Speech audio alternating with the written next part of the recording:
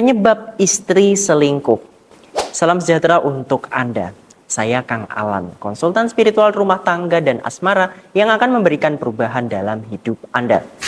Oke, pada video sebelumnya saya membahas tentang tanda-tanda istri selingkuh.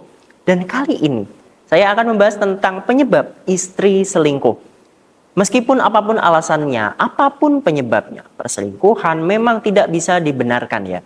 Tapi kalau kita tahu apa penyebabnya, paling tidak kita juga tahu apa yang harus kita lakukan untuk tetap menjaga keutuhan dan keharmonisan rumah tangga. Penyebab pertama yang sering terjadi adalah kurangnya perhatian dan komunikasi yang baik. Banyak istri yang merasa diabaikan oleh suaminya, terutama setelah bertahun-tahun menjalani pernikahan. Jika suami lebih fokus pada pekerjaan atau hal lain dan tidak lagi memberikan perhatian seperti dulu, istri bisa merasa kesepian dan kurang dihargai. Perasaan inilah yang akhirnya bisa membuatnya mencari perhatian di tempat lain.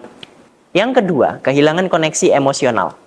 Hubungan yang sehat tidak hanya membutuhkan kedekatan fisik, tetapi juga kedekatan emosional. Ketika istri merasa tidak lagi terkoneksi secara emosional dengan suami, si istri mungkin mencari seseorang yang bisa memberikan dukungan emosional yang dia butuhkan.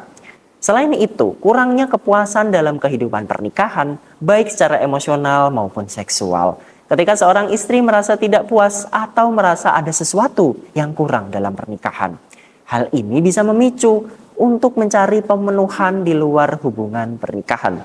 Dan yang terakhir adalah karena merasa tidak dihargai atau sering dianggap remeh oleh suami.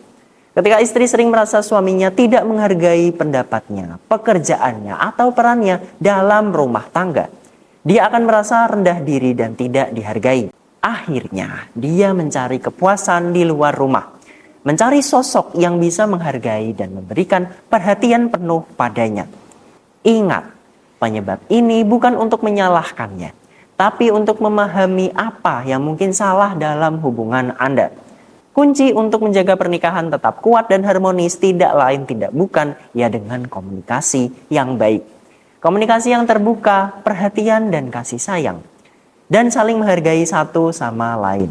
Jika Anda merasa ada masalah dalam hubungan, segeralah bicarakan dengan hati yang terbuka dengan pasangan Anda ya. Tapi saya paham, mengatasi hal ini dengan tenang bukanlah hal yang gampang. Apalagi bagi Anda yang emosian ya.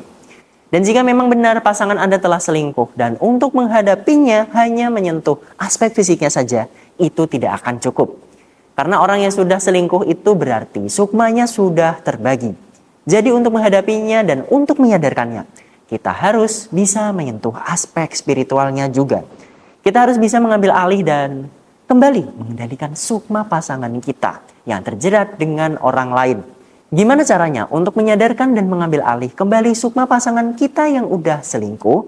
Nah, jika memang Anda benar-benar butuh cara ini, dan jika memang Anda benar-benar masih ingin mempertahankan rumah tangga Anda, pasti Anda akan menghubungi saya untuk lebih detailnya, agar Anda bisa mendapatkan bantuan secara profesional. Terima kasih sudah menonton dan jangan lupa untuk like, komen, dan subscribe untuk mendapatkan lebih banyak tips tentang hubungan dan rumah tangga. Sampai jumpa di video berikutnya.